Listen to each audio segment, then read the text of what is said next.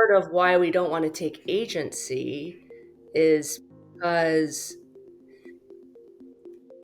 it's kind of like I have a friend who says like none of the credit, none of the blame, which I think is like very six.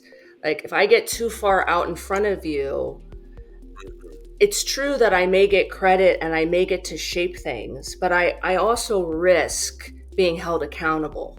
So I kind of compromise on I'm never going to get what I want, but I'm never going to be the one then that like is responsible for anything bad that happens because I was never in charge to begin with. Welcome to another episode of What It's Like to Be You. I am Josh Lyon, your host. Today, my guest is Courtney Smith.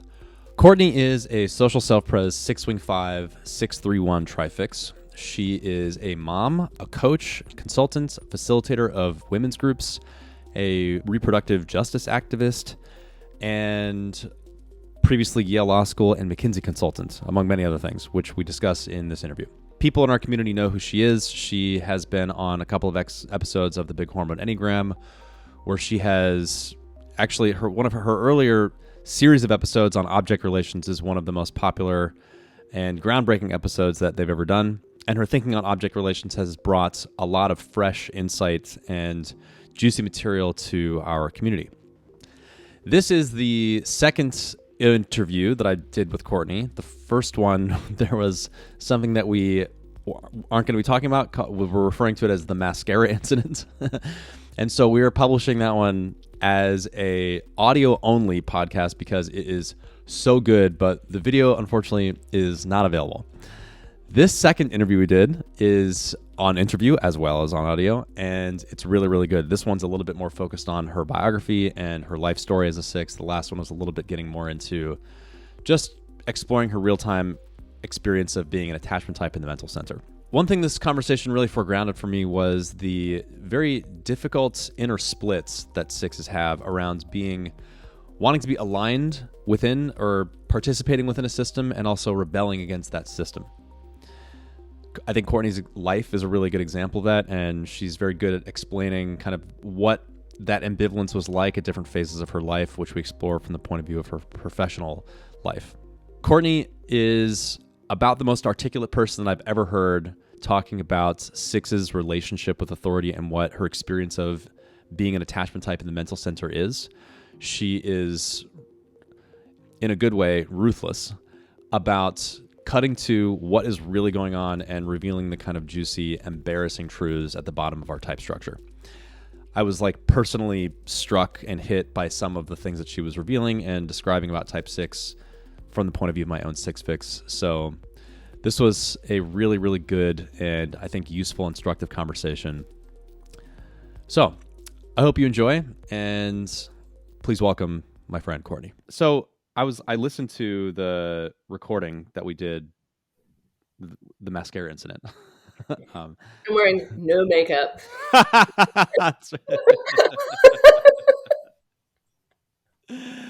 That's funny. Yeah, we'll just mess up this way. Yeah.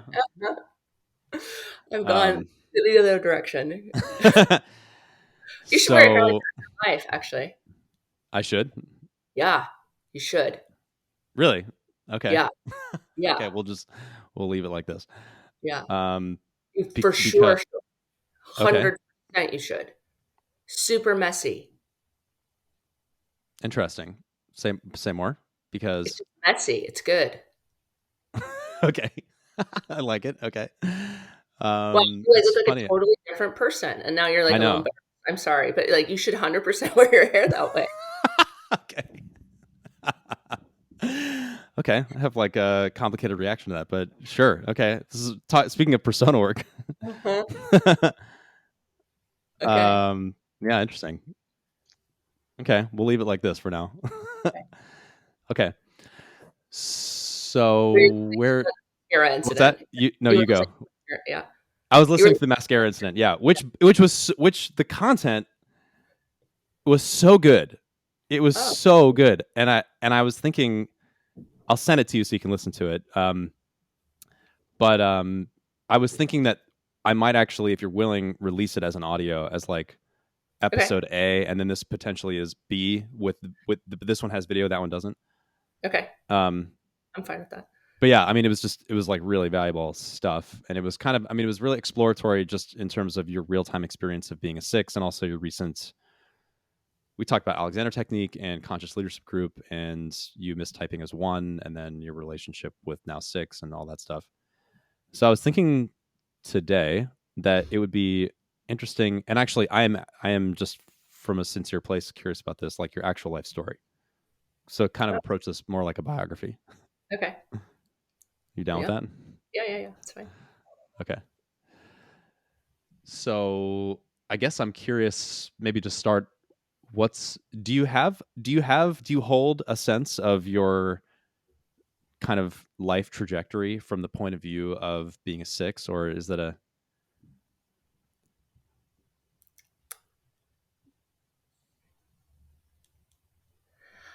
I mean, I think I could talk about it that way.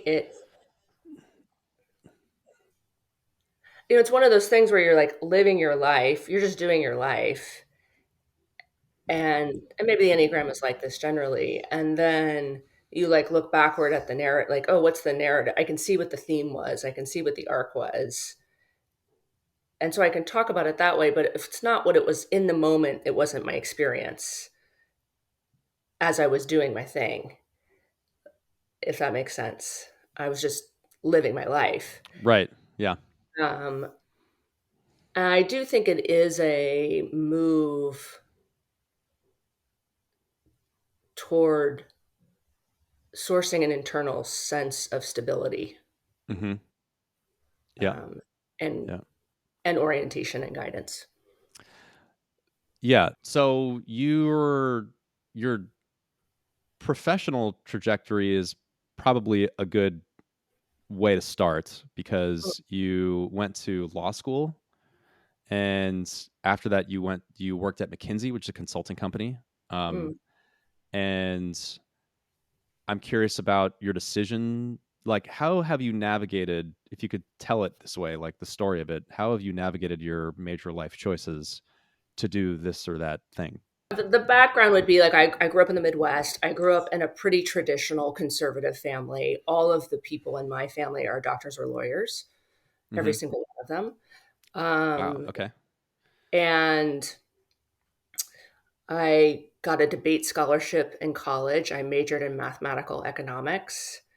So my background is pretty structured, analytical ways of being or ways of orienting to the world Mm-hmm. and professional, safe, institution based career choices. Mm-hmm. Um, and very much a culture of, working hard, merit based, um, Yeah. all that kind of stuff. Sure. Okay. And and I'm a high achiever. So I did all of that and went to law school and Speaking of high expected achiever, just to not to be whatever, but you went to Yale Law School, right? Which is a probably it's a top good one. one. Yeah, it's a good one. Okay, go on. Uh, and for me, there was a moment of realization there that the actual activities of being a lawyer I did not like. Mm-hmm. And actually, there was a lot of sadness about it because it felt like actually it would be a lot easier if I did like them. Sure. Uh, and it would just, I could get on the program and just do Uh what huh. was being asked. But there was this sort of nagging, it just felt kind of empty to me. Yeah. uh, and pointless. And this is a joke. And was Um, this one of the was this the first time or one of the first major times you had this experience of incongruence between what you were setting out to do and the feeling inside about it? I don't think so.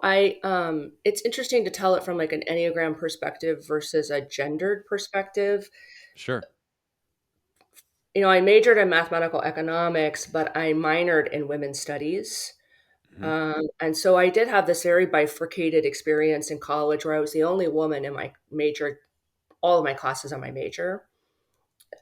And then I would take these other classes where there were no men. Sure. Yeah, it's And interesting. the approach in terms of how you think about the world, like, could not be more different. And I think I was dissatisfied with both of them, but couldn't figure out a way to integrate them. Hmm. Where Uh, where was college?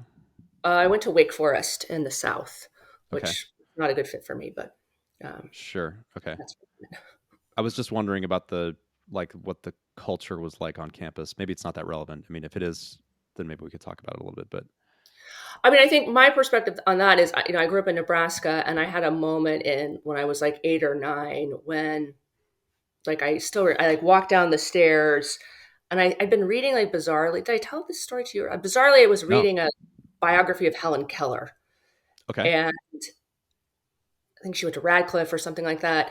And I walked down the stairs, and I like looked to my mom, and I was like, I want you to know I'm not staying here. You were sorry, 9, 8 or 9.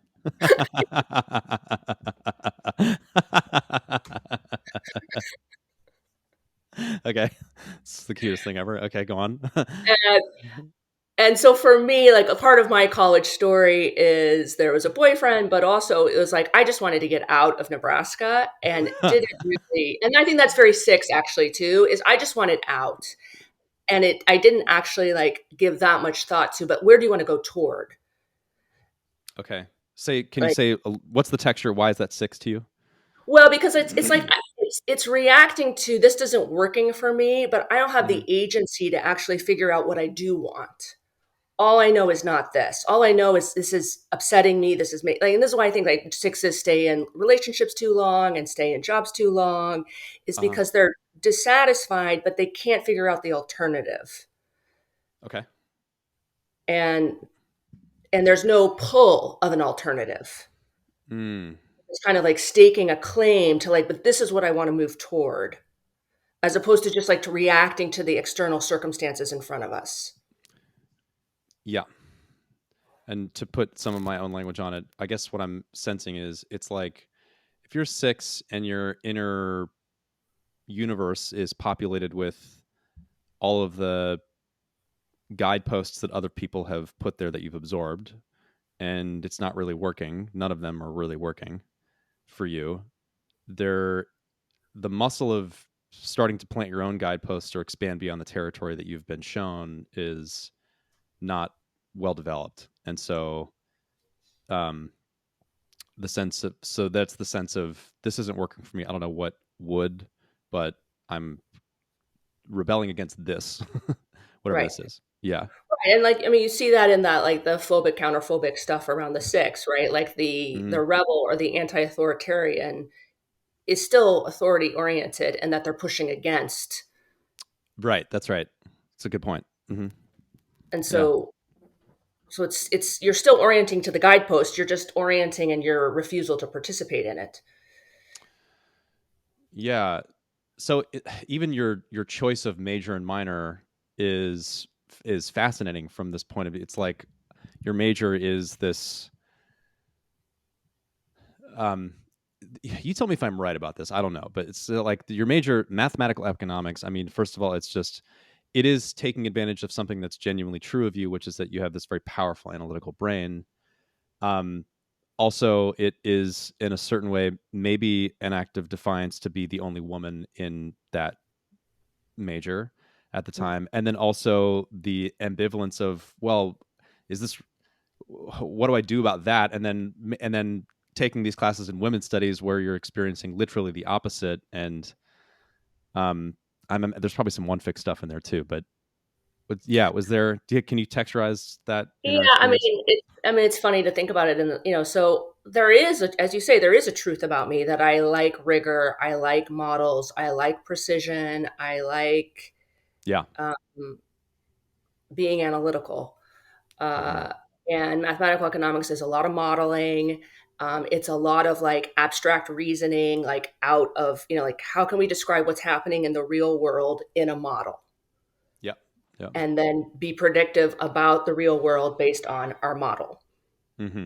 And so then every time the model doesn't work because it doesn't accurately describe reality, it's like, okay, well, is the model right? Does the model need to be changed?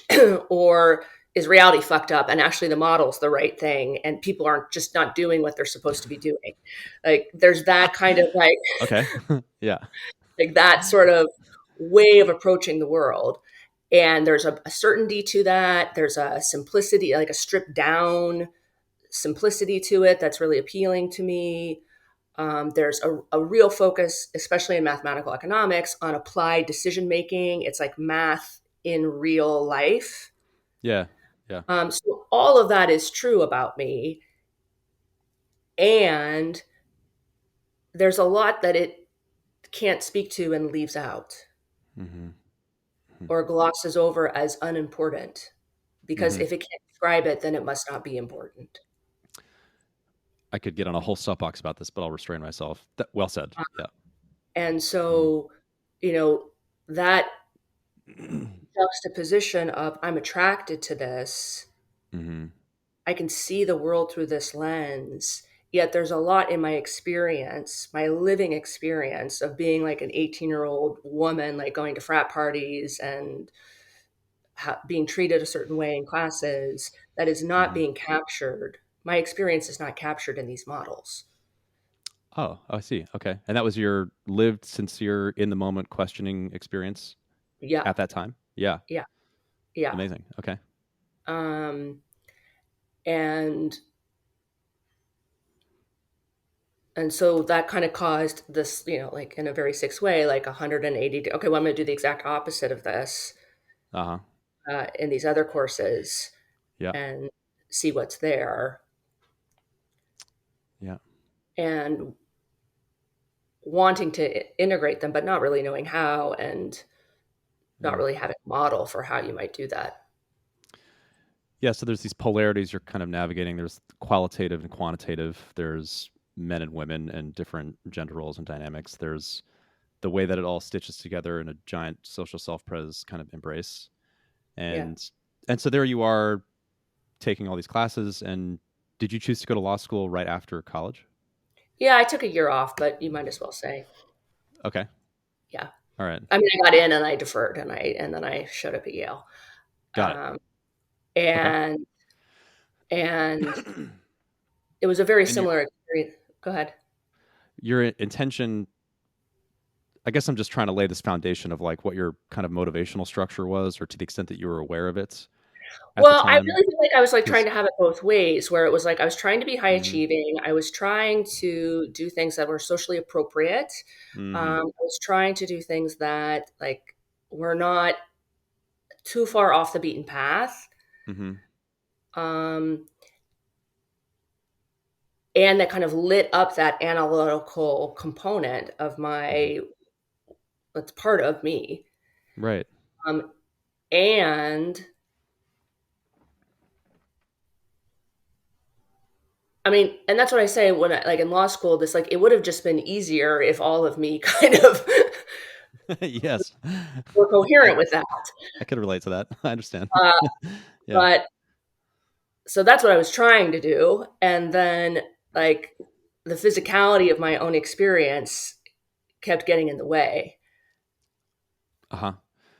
The Uh, physicality, meaning like this somatic like uprising it's, of it's realizing right. it's just not I, congruent. It's not sitting right with you. yeah, Yeah. Uh-huh. yeah, yeah. Mm-hmm. And so, and it would have been easier to have not had that or to be able to mask over it or deny it or whatever. But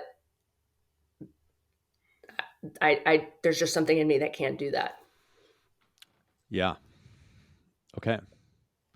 So I know we're looking at this in kind of broad contours of your Yeah, phases yeah. of life, but So anyway, so yeah, law school. That's why I went to yeah, McKinsey instead of continuing to be a lawyer. Is I I guess see. so Okay. you can see there, even in that choice, like McKinsey is like the rebellious act. Like, give me a break.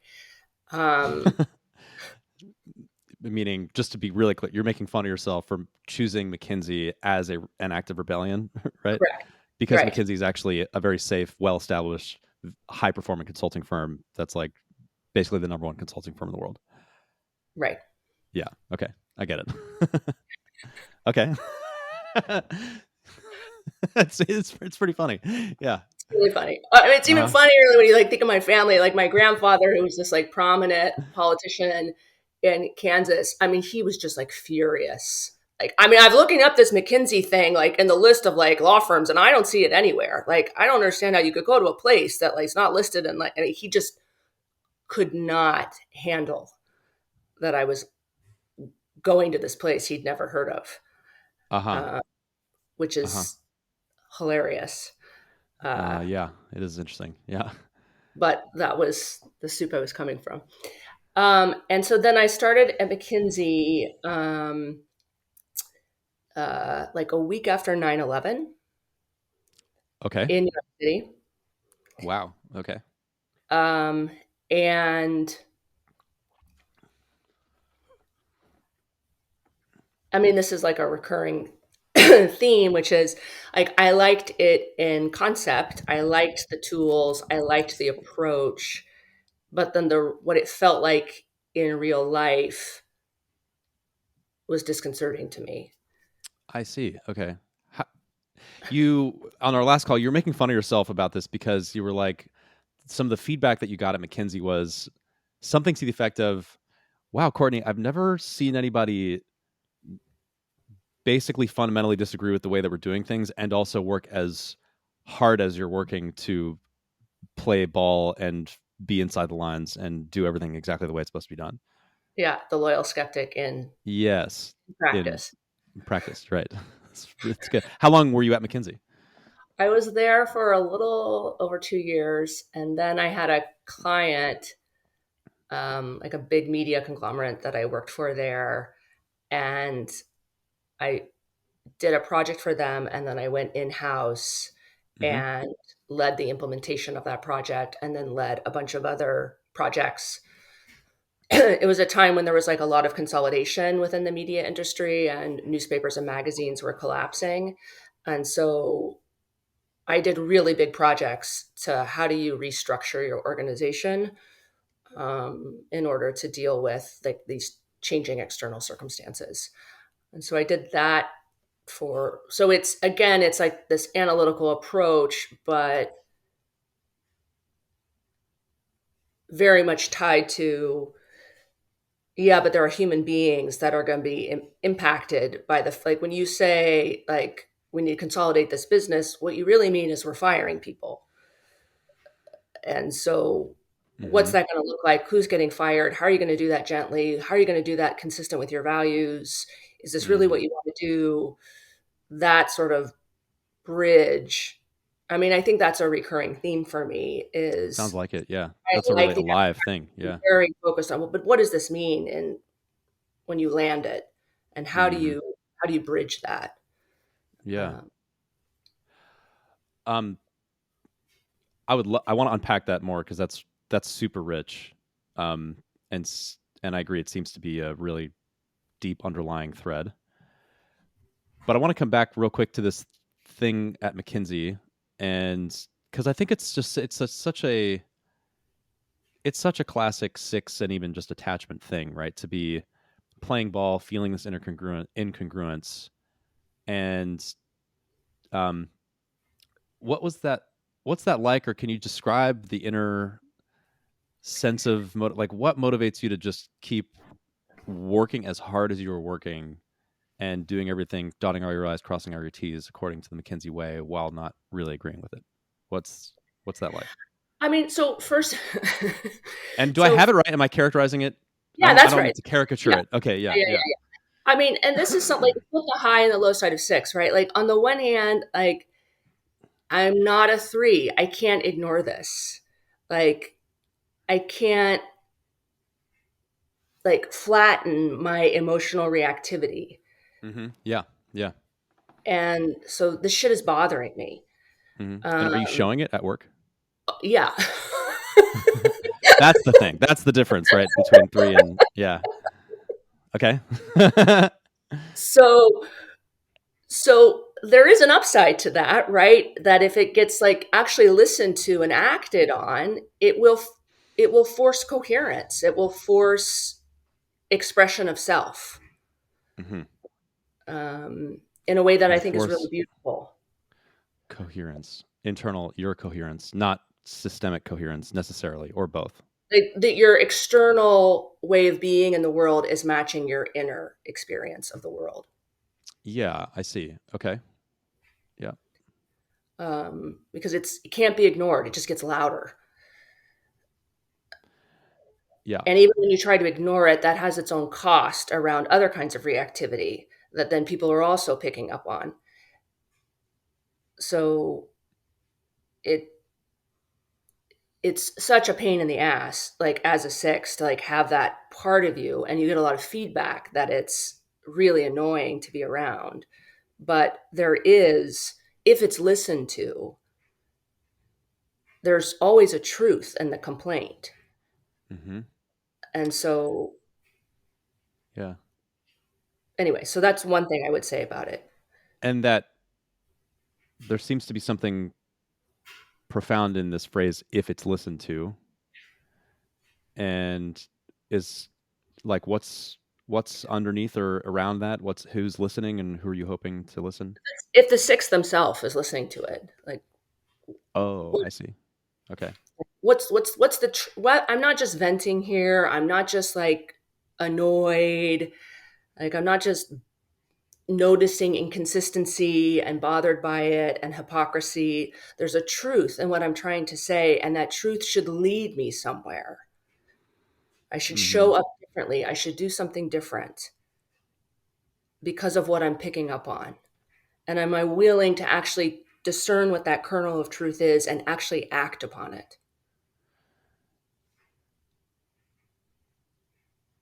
I'm check. I'm hearing you, and I'm sitting with a question that's Yeah. forming. It's kind of like,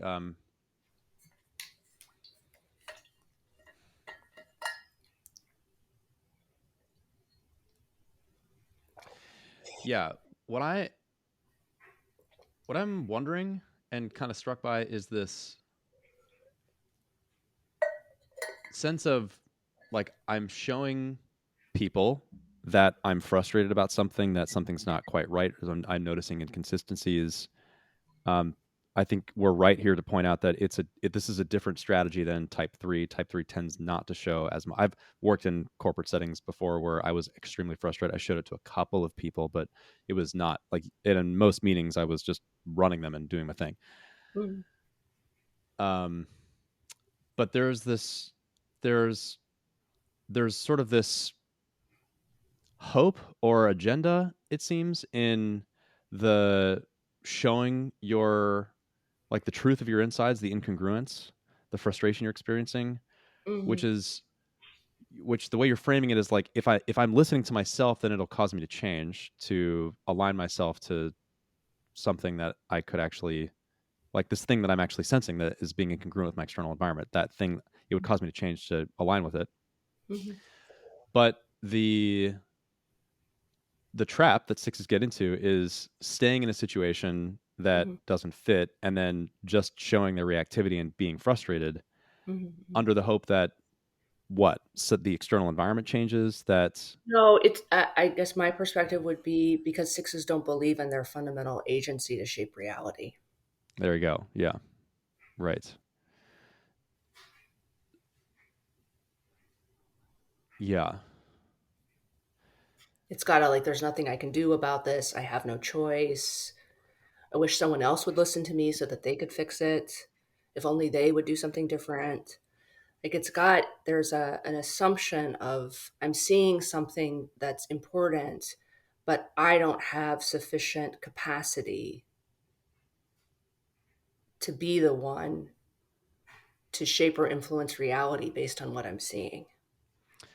And this goes back to some of the object relation stuff, and particularly some of your formulations around object relations, the attachment to the protective or guiding function or something. There's like a maybe my words for it. I'd like for you to correct it if it doesn't feel. But it's like there's a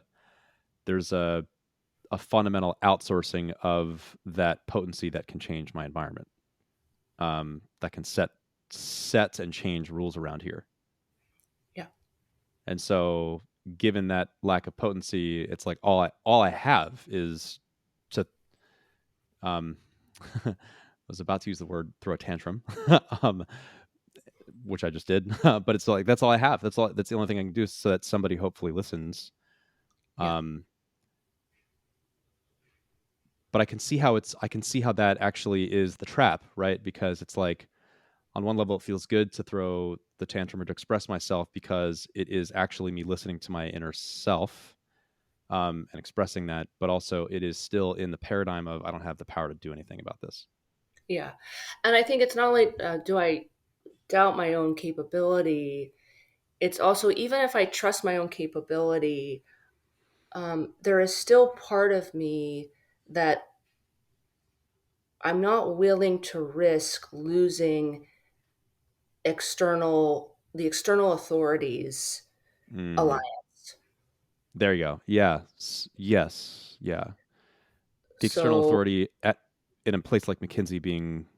whether it's the institution or whether it's your family or whether it's Hmm. your partner or Hmm. Hmm. your community, but there's the sense of I may know what I need to do or I may know what needs to happen, but if if I do it alone, I need you to come along with me Right.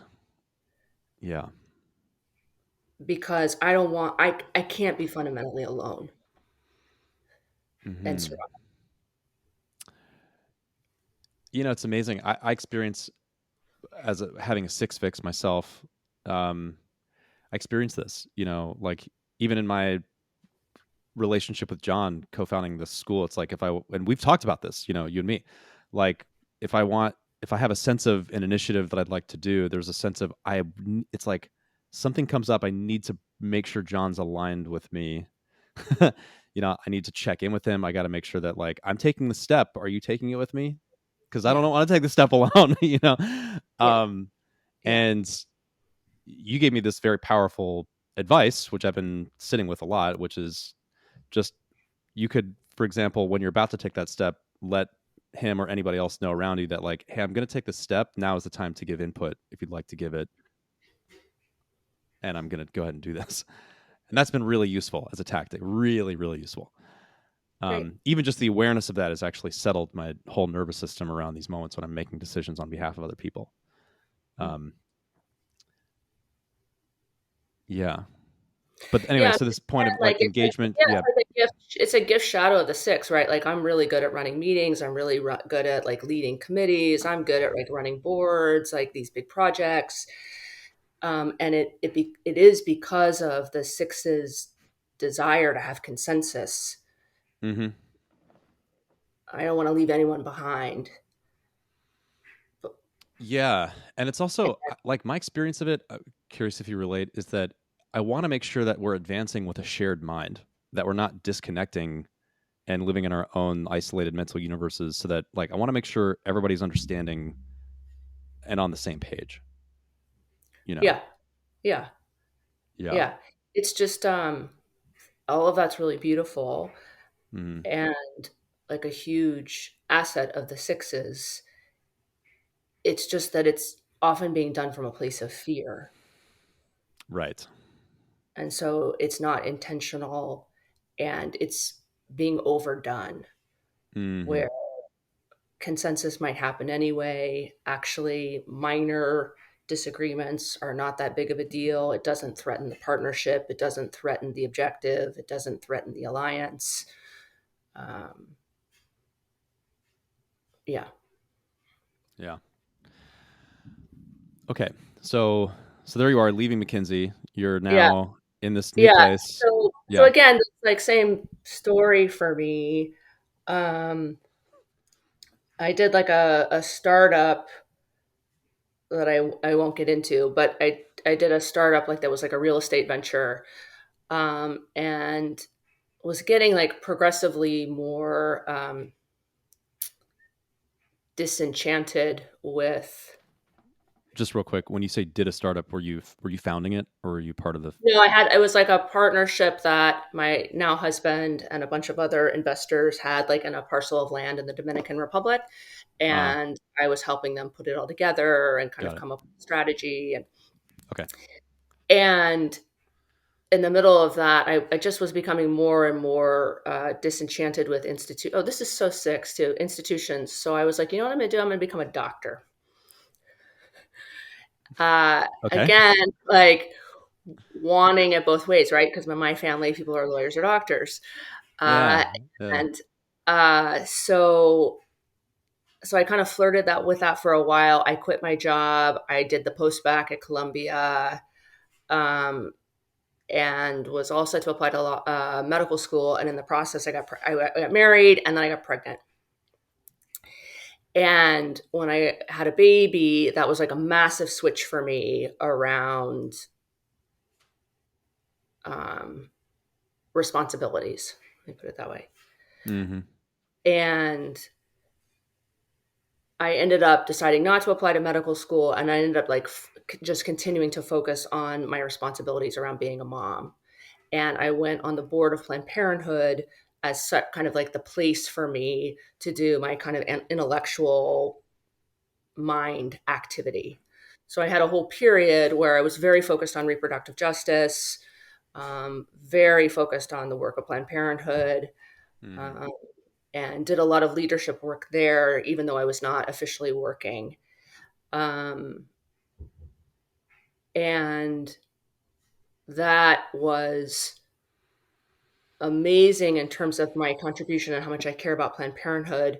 But again, from a personal perspective, um, having family be my primary focus was a really bad choice for me, and really um, really like sort of like a six's worst nightmare, where they're like making all of these sacrifices to be dutiful and responsible and to do the things that they really care about, yet in that sacrifice, and the disowning of the parts of themselves that are important to them, like I now was so reactive that my ability to like fulfill those duties and responsibilities was really, I was undermining myself and getting like a lot of feedback like, you're not doing a good job, you're a pain in the ass, like this is not working. Yeah. What were you? What had you left behind? What or abandoned? I think just a lot of my talents and gifts around how I like to use my mind, Hmm. how I like to think about systems and like broader projects and enterprises. um, I think also having purpose and activities and things that you can put yourself into, that uh, like if your well-being and whether you've done a good job at the end of the day depends upon like how well your 2-year old has like eaten their food or how many tantrums they've thrown, like that is just setting yourself up for failure, and setting yourself up, from my perspective, to have like a really screwed up relationship with your kid, because at the end of the day, uh, they're going to throw the number of tantrums they want to throw. And if if my ability to feel good about myself is contingent upon that, I'm really in trouble. um, Yeah. and it took me some time to sort of see that. Well, so yeah, what was that? What was the process like of you finding yourself in that situation? Like, was it gradual? Was it um, these pieces of you that are so essential to your sense of self, well being, your sense of aliveness and engagement in the world? Like, what brings you joy? Um, those things kind of I guess yeah. I'm wondering like was were there conversations with your partner around like okay I'm going to do this you're going to do that and then kind of the gradual move into and then realizing oh here I am in this place that while I am certainly devoted to my family I've left a lot of myself behind. Was Mm, it immediate? Was what was that like? I describe it.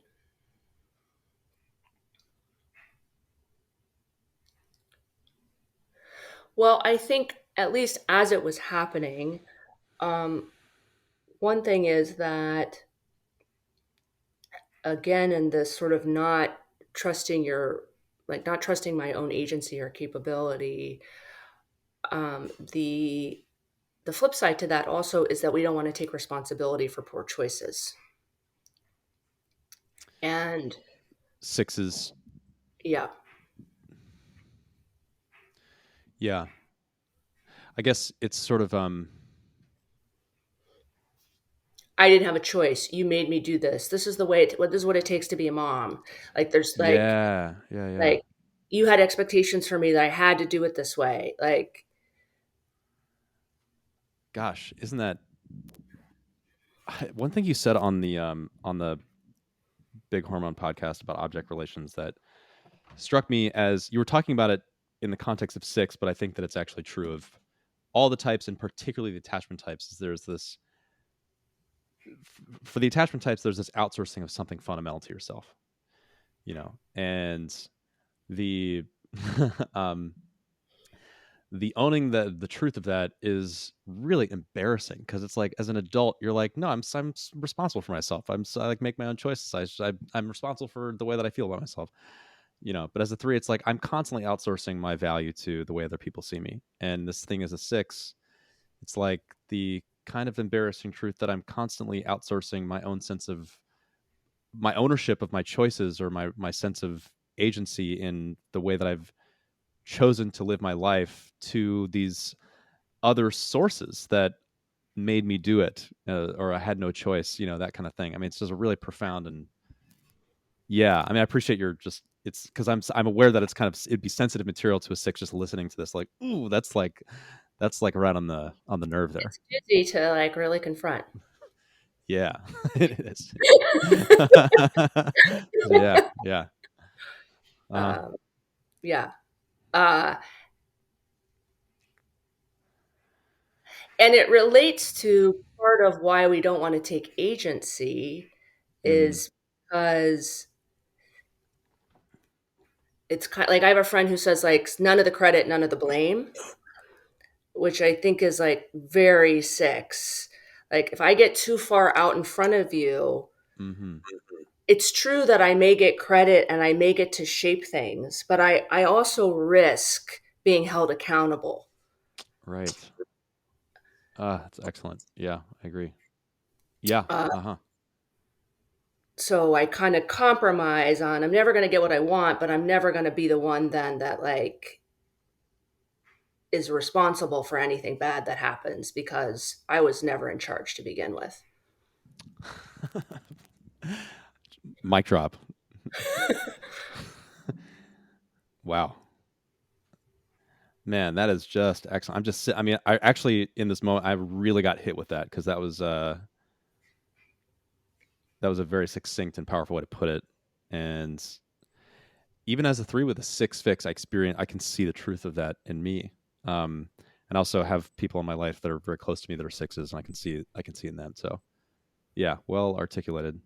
So So this I would is say yeah. that even as my partner and I were scuffling and I was unhappy and he was unhappy, I was unhappy, and yeah, life was moving forward and we were having more Mm, children and whatever. mm-hmm, Um, I would have said the really big shift for me was when I started doing this personal development work where like I got to get some tool here to figure this out. mm-hmm, And the biggest tool that I came up with was I'm responsible for these choices.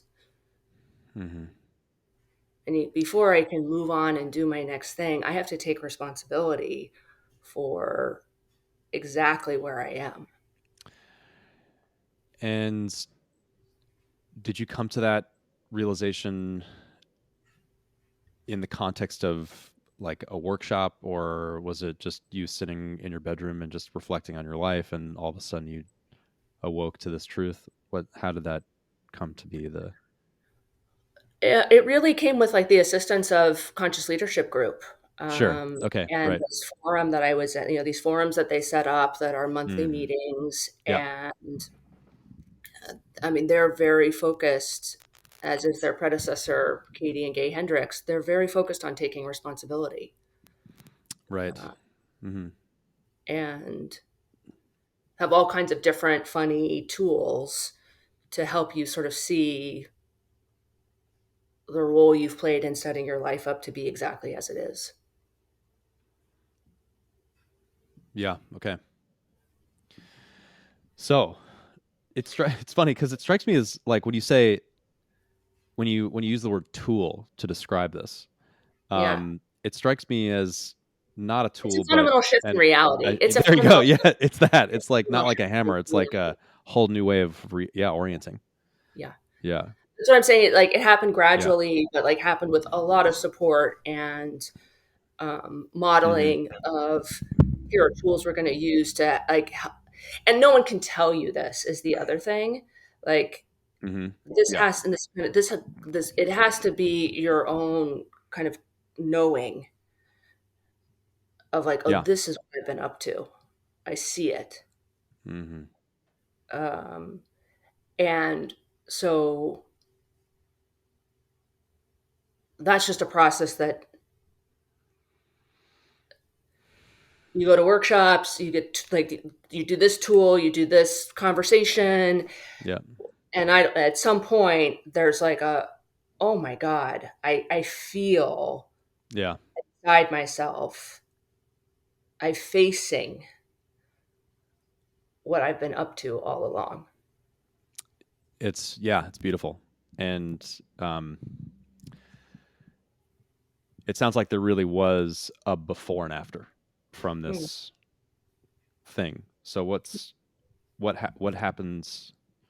What happened after? So I ended up going back. I got my master's in public health as sort of like a combination or like a compromise of still wanting to do big systems change, but liking this, I like having done the reproductive justice work. It felt like a good kind of, again, middle ground. I ended up getting a master's in public health. I went back to work. I was working at a safety net hospital in Brooklyn, and just really kind of relaunching my professional career in a, but still in an institution. And I mean, there's still like a lot of pieces here that are, kind of the hallmark of a six.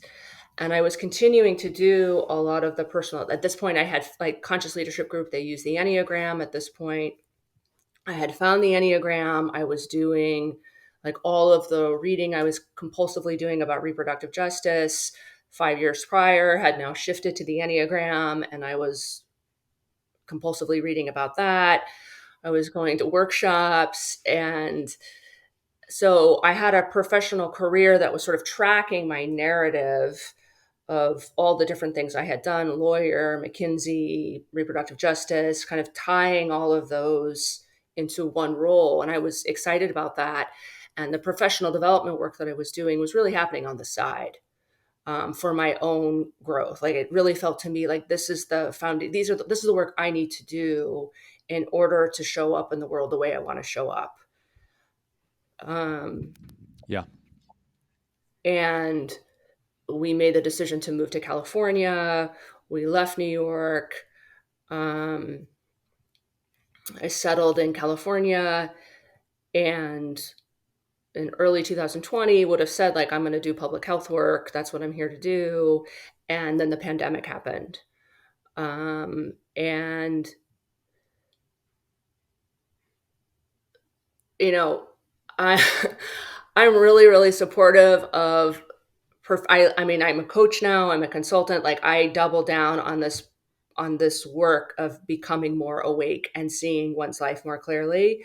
Uh, and like when shit goes down, shit goes down. And so the pandemic was really, from my perspective, like me trying to achieve escape velocity and then like being pulled back down into like now you've got three kids at home, they have to be on Zoom all day, you can't have any support because no one else is allowed in the house because no one else is going anywhere.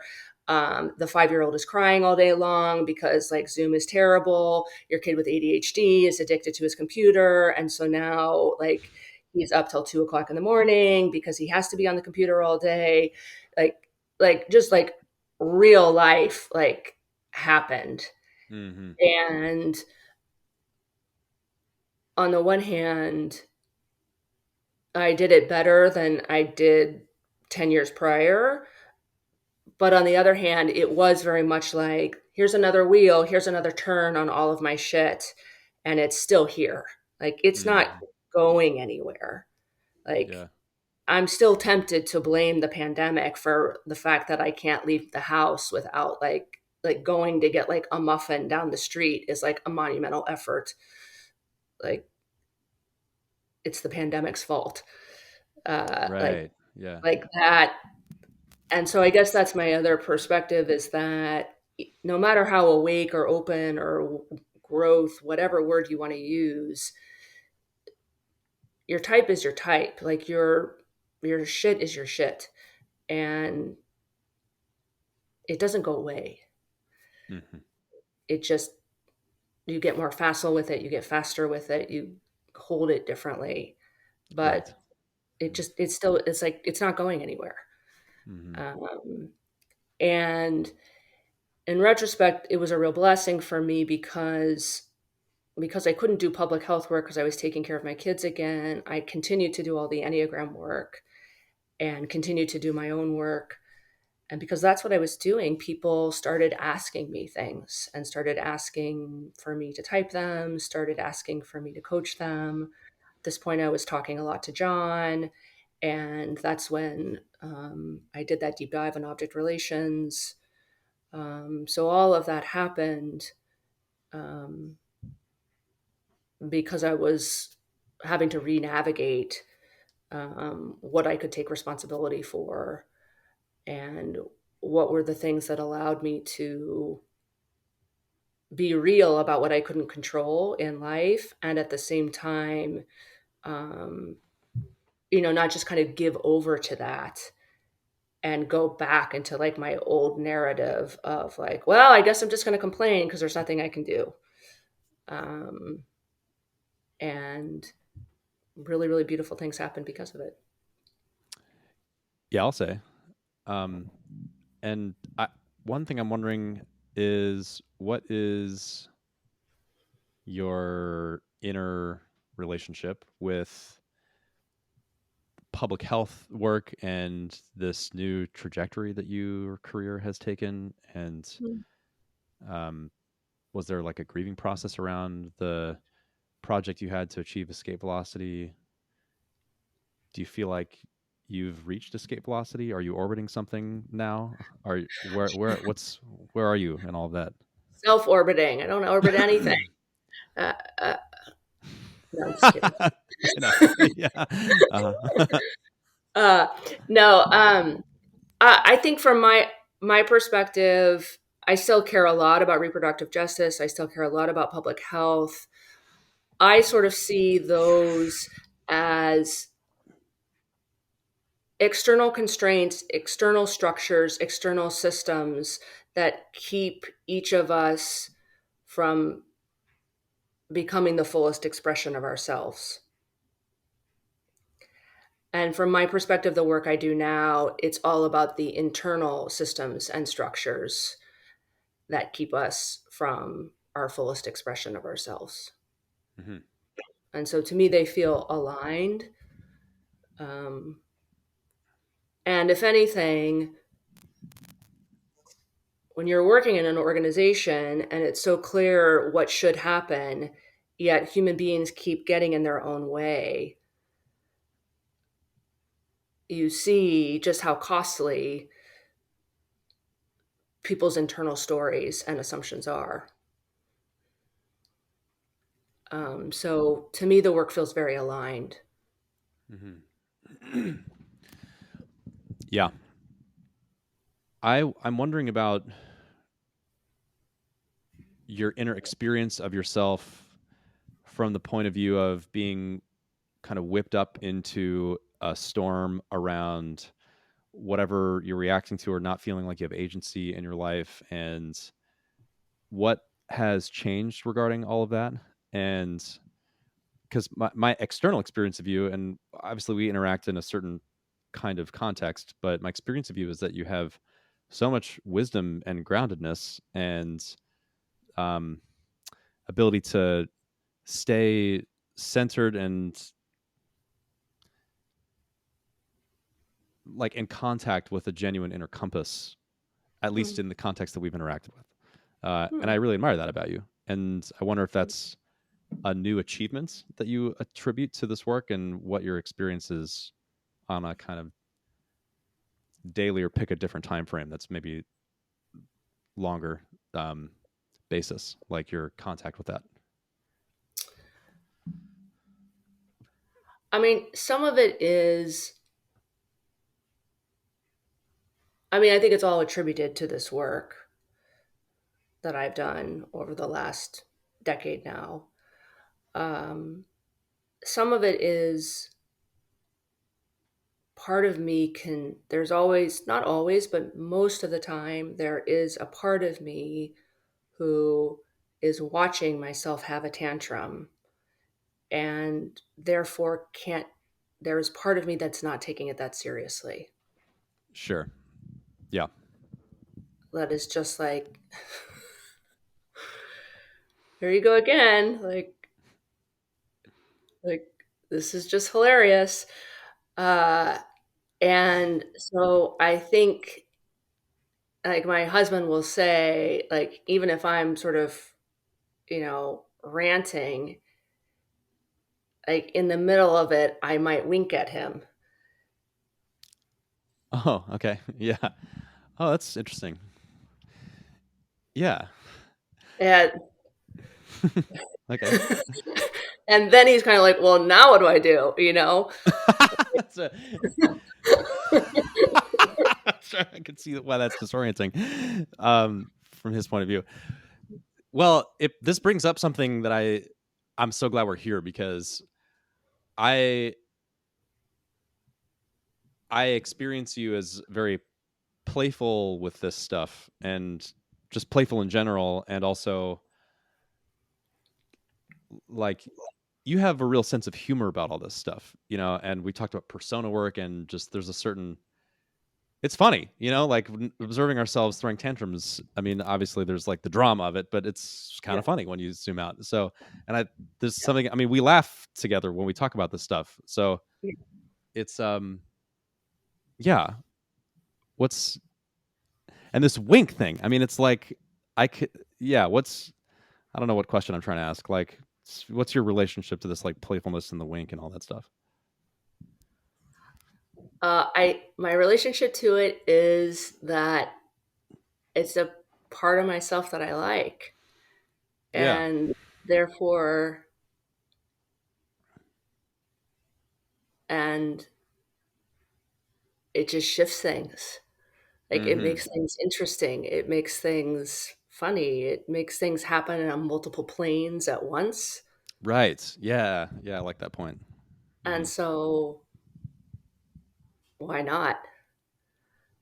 Yeah. It's kind of like the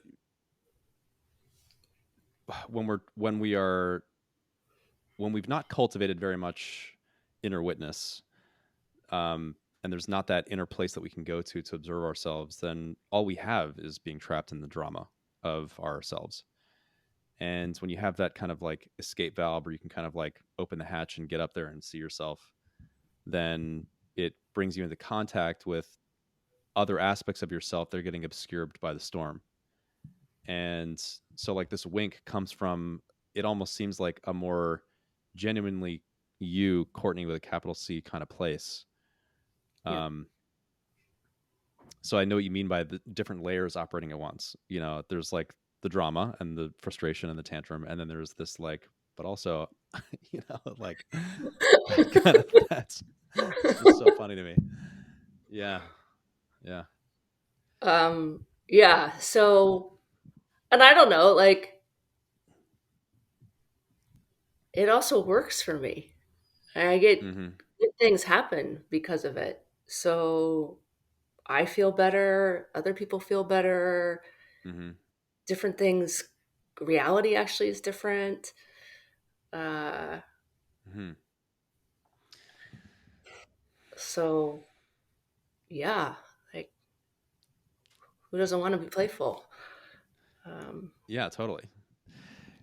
and I Is can do it. Like, I mean, not all the time, but like, and we all can do it actually. We just have kind of forgotten. Um, Yeah, but it's something particular to you. I mean, everyone is playful in a certain way underneath everything. Some people have it more foregrounded than others, but there's a way that you actually are so in it, and it's so authentic to you that you invite people into it. hmm, You thank know, you. and yeah, no, you're welcome. Thank you.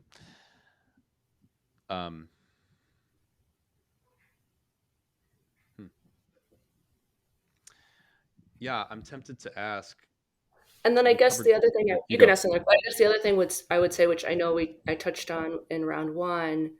I just have done so much embodiment work. I was just gonna get there. Yeah, you go. Yeah. Uh huh. So there's a really big difference. I mean, I think one of the things, and I can't remember if I said this the last time we talked, but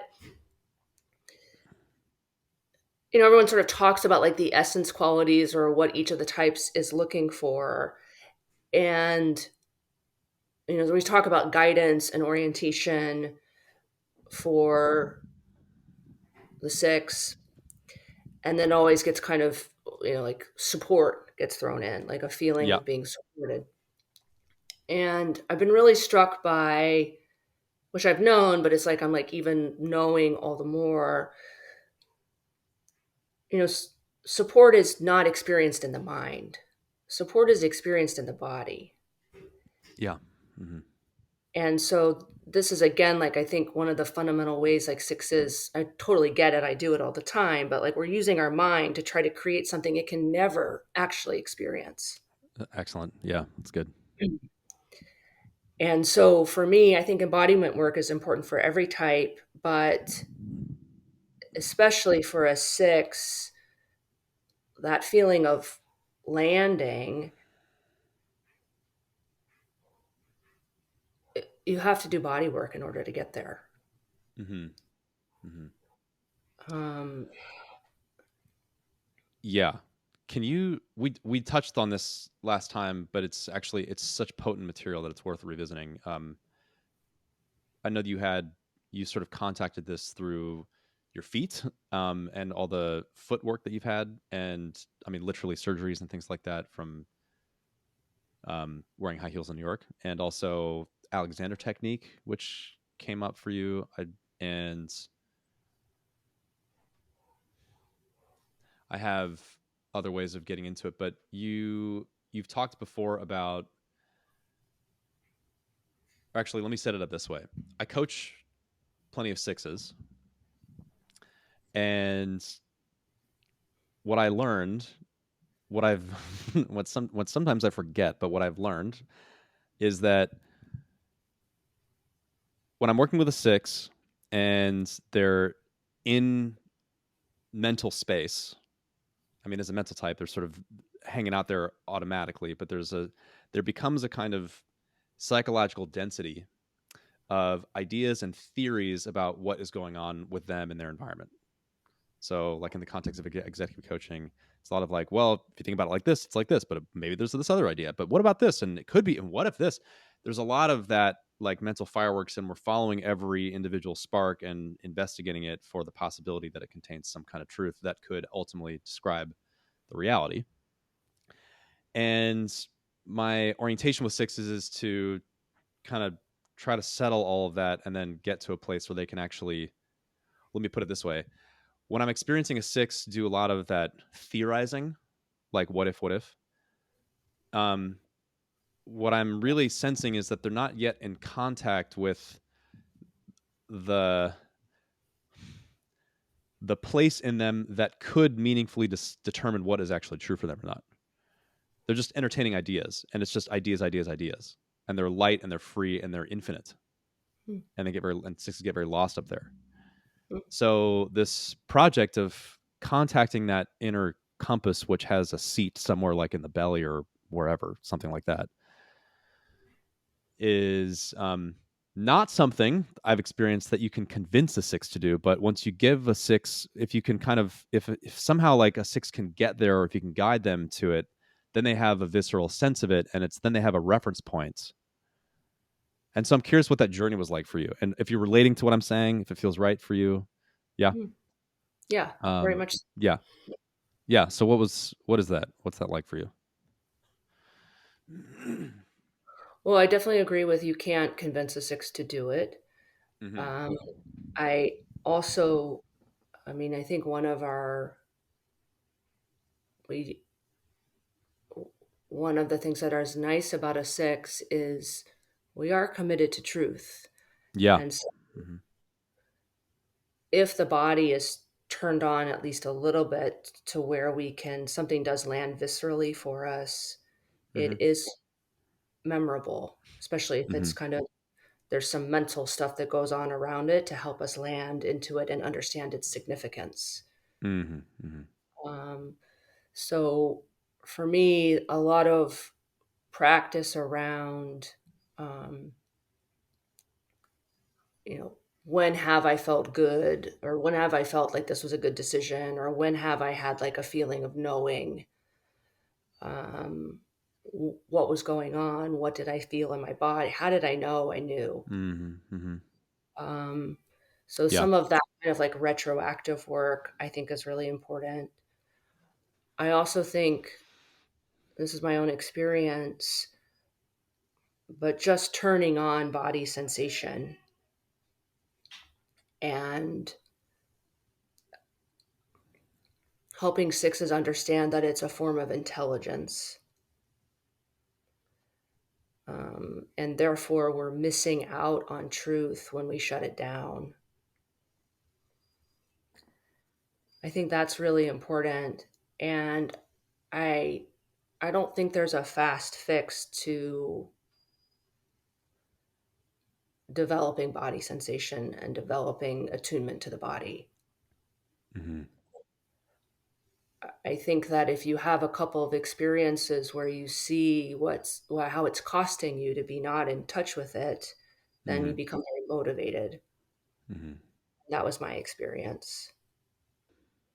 I mean, you Yeah. know, my primary teachers have been through CLG, but their work is really grounded, as I said, in Gay and Katie Hendricks, and I'm taking a course with Katie right now. I mean, she's got different words for like what are the inarguable truth, whole body yes, whole body knowing. Um, there's a lot of practices that she's really pioneered Mm-hmm. around um, like truth lies in the body. I don't Sure. Yeah. actually.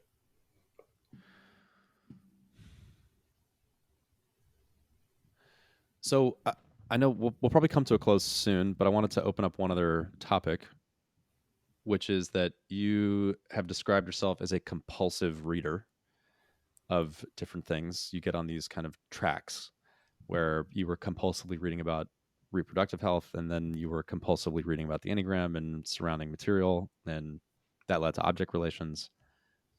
I have a feeling you're probably reading something interesting now. I know you're preparing to write a book. So, um, I wanted to shift into like the gift of the mental center and the six, and particularly if you have this five wing, which is so intricate and fascinating and has revealed some really interesting and useful insights that have kind of become major pieces of our community, in the way we think about the Enneagram. And, so not to just shit on the mental center as this dense thing. I mean, it actually is a navigation mechanism to discern something. And you have a lot of energy and focus and patience for these projects of figuring things out. And I wonder what your experience of that is, and what it's, I mean, I know you're sort of being in a funny way self-deprecating to say you're a compulsive reader, but I think it seems you're also genuinely, you tell me, are you, is it partly from an anxiety thing, like I just have to figure this out otherwise the world doesn't make sense, or is it a genuine curiosity thing? Is it some mix? What's your experience of all that? I think most of the time it comes from curiosity. I think sometimes which I think is great, like, I need to check this out for myself. I'm not going Mm-hmm. to just take what you said as right. What are your Mm-hmm. sources? I'm going to read your sources, and then Mm-hmm. I'm going to decide for myself. Um, so, so some of that compulsive reading is finding something that's of interest to me, and then looking for how that person got there, and wanting to do the work myself. Mm-hmm. To piece together the lineage of thought, like the chain No, because from. I'm skeptical. Because I've just seen too many people take things out of context, Mm-hmm. or Mm-hmm. mold something to fit their own purposes, or leave important things out. So yeah, I want to see what I want to figure it out myself. Uh, Yeah, I hear you.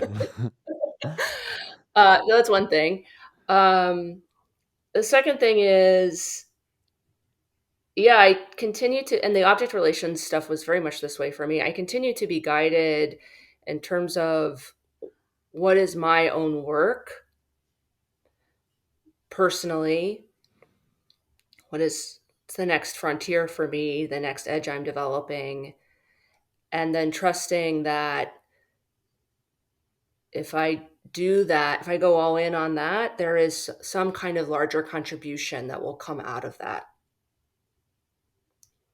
And Mm-hmm. so for me, some of the when I feel something in my own body or I get feedback, this is something that I want to look at, or I feel a resonance of like, go more into this. I do feel this. I mean, I think this is one of the things that I really love about the kind of work I do right now is there is this really genuine feeling of alignment between greater purpose and my own self-expansion. Mm-hmm. They're really not different. Mm-hmm. And so I feel when I feel something within myself that I need to work on, I really do go all in because it feels like it's in service of me, but it's also in service of other people. Which is which kind of brings us to one of the qualities about six that I most admire, which is this like devotional quality, like a sense of um, like the desire to contribute to a greater whole or something like that. Like I pledge my sword to this thing, or like that's I love that about six, and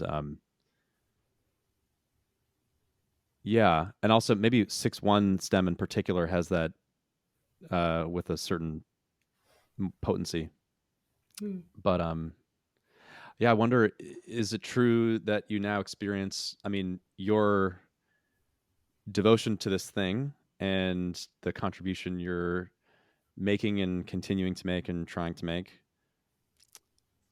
the experience of your inner congruence with that, is that different from the way you experienced life at any of the other places you worked? Yeah, it's the first time I've ever experienced that. Oh, that's pretty magical, I Yeah, imagine. yeah, Yeah, yeah. It's very gratifying, like right. deeply, deeply grounding and deeply gratifying. Mm-hmm. It strikes me too that you're working mostly alone, right? Like you're is that true? Yeah, which is also a departure from Yeah, the past. What's that? yeah. What's that? What's that like? I mean, it's not my preference actually, Sure. Hmm. uh, but I'm very much. There's a song that I really like by. Shoot, I'm gonna bastardize her name. Do you know her, Rihanna Gideon? Is that how you say her name? I don't know. Anyway, it doesn't matter. She's got this song with like some heavy drums, which I'm a big fan of, and she has this line like, "I don't know where I'm going, but I know what to do," Hmm. uh, which I think is very six of like don't get too focused on like where this is going, like how you wanted it to be, like what's going to happen next, blah, blah, blah, blah, blah. Like look at the breadcrumb that's right in front of you. What is there to do? What is the next thing to do? And for me, the idea of working alone versus in partnership or with like a bigger organization, um, or with, in collaboration with people, I just kind of really trust that I'm just going to keep doing my thing right in front of me, and whatever is supposed to happen will happen. Um, Mm-hmm. Wow. And that's um, so the project of figuring out your life path and what you're doing. Maybe you'll be a lawyer, maybe you'll be a doctor, maybe you'll be a consultant. That whole thing is kind of settled. It seems. yeah, I don't have any of that anymore. It's remarkable. Yeah. Yeah. I mean, I still kind of like, should I do this project? Should I do that project?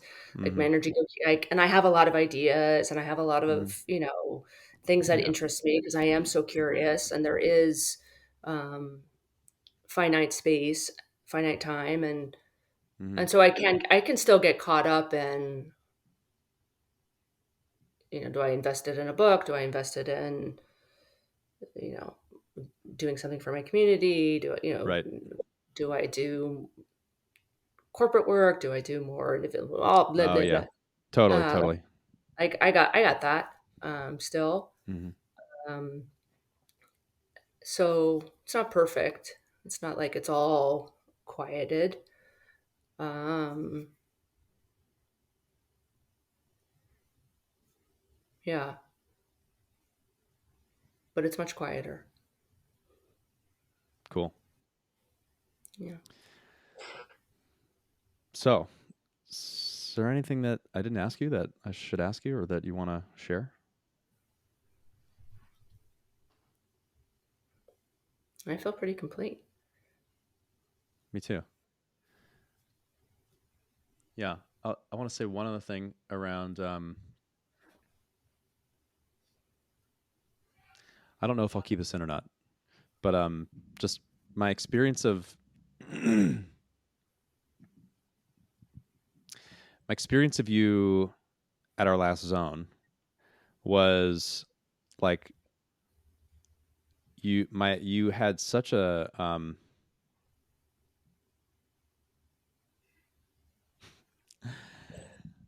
like I was watching you dance and just like be in the group, and I had the feeling of like I'm watching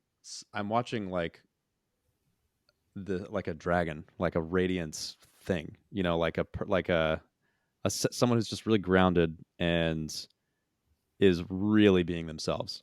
And there was a sense of both playfulness and wisdom and like a kind of heft, like a kind of existential heft, you know.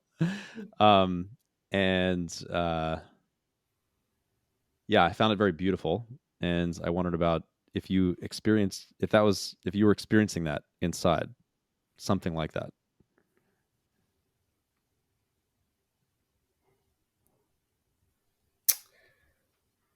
Well, first of all, I hope we keep this in. Those are some really nice things you just said about me. So, Okay. no, I'm just kidding. You can keep it in. Uh, so first of all, yeah, especially because I don't know what I'm going to say in response, so maybe don't keep it in. Who knows? Um, I I know what you mean.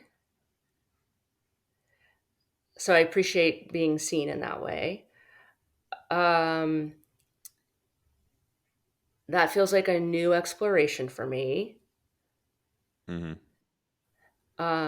It kind of goes back to. I actually have a number of things to say about it. Um, One thing is, it kind of goes back to me to sort of like trusting that if I do my own work, there is a contribution. It is in service of the whole. And so I think it is actually healing and moving for people to watch someone be themselves.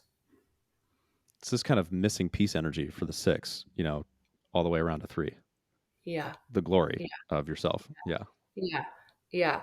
And you can't manufacture that. You can't like set, I'm going to show people this is what it feels like. Right. That's right. It doesn't work that way. That, Yeah. yeah, Yeah. like it's just like it's not I'm going to be the teacher now and this is what it's going to look like when you're like in Yeah. yourself. It Hmm. is just sort of like an organic, like this is someone in themselves. Like that is actually, if more people had the willingness, capacity, support, whatever, it's contagious. Yeah. Um, so I really like the idea of like actually like the biggest gift I can give is just to be myself, like Hmm. deeply myself. Like that's really profound and beautiful to me. I think the other thing is I'm in the middle of reading The Matter with Things by Ian McGilchrist. I can't remember if we've Oh, is spoken he the about this. he's the neuroscientist, right? Left brain, right brain guy. Yeah, yeah. Yeah, I've read yeah, of his stuff. Yeah. yeah, Wait, isn't that like? I mean, I know that's a book. I know what. Yeah, yeah. I'm aware of the It's a book. it's a big book. Yeah. Um, and I've been really like I went I went on a trip to South Africa a couple of years ago, um, and with like 8 people that do all this kind of work. And for me, it was like really cool around the instinct stuff to see all the different animals and to see them just sort of like naturally doing their instincts. Hmm. Like, what does that feel like to watch that? And there's really interesting things that happen in the wild. So, for example, there's a species of wild dog where um, only the alpha male and female procreate. Hmm. And so every other animal in that pack basically is trading sexual for social. Wow. Like they've relinquished, right, all sexual instinct for the protection of the pack. Yeah. Okay. And they just do this. Yeah. And there are leopards who like very little social instinct generally in a leopard. They live alone. And Mm. then all of a sudden, um, a female has a baby and like social totally gets turned on and she's consumed with taking care of this baby of hers. And then over time, as she forages and leaves to go hunting, she travels further and further away each progressive time she leaves until one time she just never comes back. Hmm. And from that point forward, social is turned off for her. Hmm. And she will not care for that child, that baby ever again. Like that relationship has been, that form of connection is done with that Hmm. last hunting trip. Hmm. And so I think there's a lot of like really profound things you could do with people. Like, what does it feel like to be that wild dog? What does it feel like to be the leopard that says goodbye but doesn't really say goodbye? Like I just was like really kind of lit up by these ideas. And so I was talking to that about all of that to like one of the people on the trip who I think is a body type. And he was like, I want you to know that like what you're transmitting is amazing. Like I am like bowled over by it and it has nothing to do with your words. Wow. Uh huh. And so for me that was really good feedback for me. Uh huh. Uh huh. Um and so I have done a lot of practice and exploration and I still have lots more to do around, I do have I'm good with words. I like language, I like Yeah. communicating, I think I'm good at it, all of You that are. kind of Yeah. stuff. Yeah. Mm. And what if actually what I'm delivering is not in the words at all, or is deeper, it just something else. And for me, that book about right brain, left brain, which sort of talks about the the world of language as a left brain phenomenon, it's important, it's needed, because that's how we as human beings communicate largely with one another. But there's a whole other layer of wisdom, experience, part of the mental center that's not coming through language at all. And is the mental center woven with the body and the heart center, actually? Like it's, Yeah.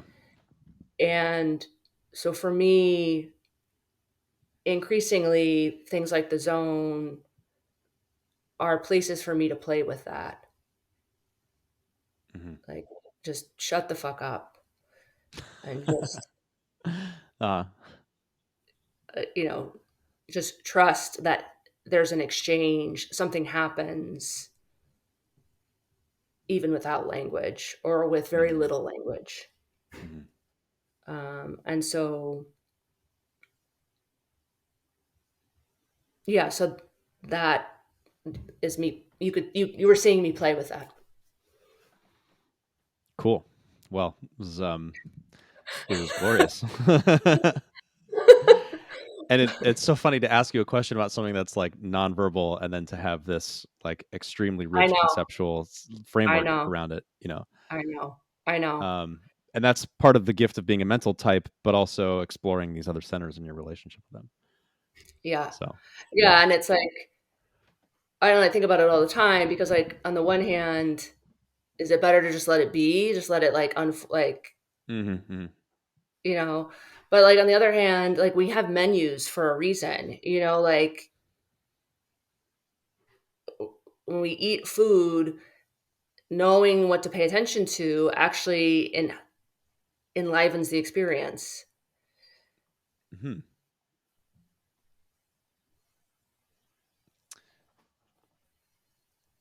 Yes, it does. I'm tempted to respond to this, but I have a feeling it would take us into a whole new universe Yeah, of exploration, and I feel like we should probably wind down.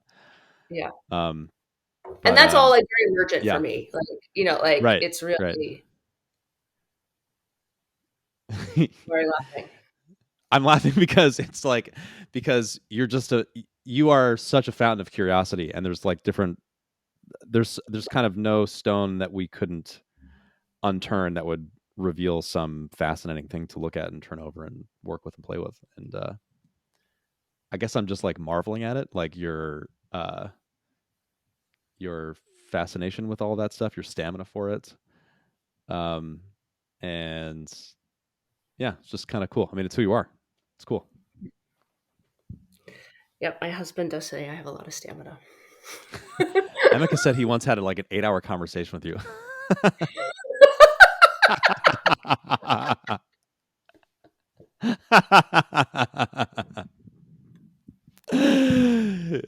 It's funny. Uh-huh. Yeah. Yeah. Uh, that's really funny. Yeah. What has this been like for you this time around? Round 2.5, actually, because we had that internet problem that one time. Oh yeah. Yeah, it's been fun. Cool. It's been really good to just Yeah. get context on your. I mean, it's been really fun for me, and kind of this is a really lively conversation and like energetic and a lot of. I'm fascinated by people's life stories anyway, so it's nice to kind of get a biographical arc too. So, and I think we did a good job getting into the little cul-de-sacs of what was going on here and contextualizing it in Six Land and stuff. So Mm. yeah, it's good. I mean, I think also just like as a 6.5, like I don't like to really tell my story in that way. Aha. Um, like in that art. Because Like I don't know, it just feels like very like feels like a lot of attention. It feels like a lot of like very revealing. It feels like, yeah, why would you listen to this whole thing? Like, yeah. do you really care that I'm from Nebraska? Like, Mm-hmm. um, yeah. Yeah. Yeah, it's I mean, from my point of view, like the Nebraska stuff, not especially, but it's interesting when you land on something where you have like a place is not just a geographical location, it's also a whole cultural flavor. And that plus like your family background and the kind of water you were swimming in when you grew up culturally and as an attachment type, like that being the thing that you're responding to or relating to or rebelling against or whatever. I mean, that's all very interesting to me. So it's Yeah. nice. It's useful to have that context to understand the choices you made from that place. Yeah. Yeah. Yeah, I'm a long way from there. totally. Yeah. Well, Okay. thank you. This is great. Fun. Good to see you. Good to see you too.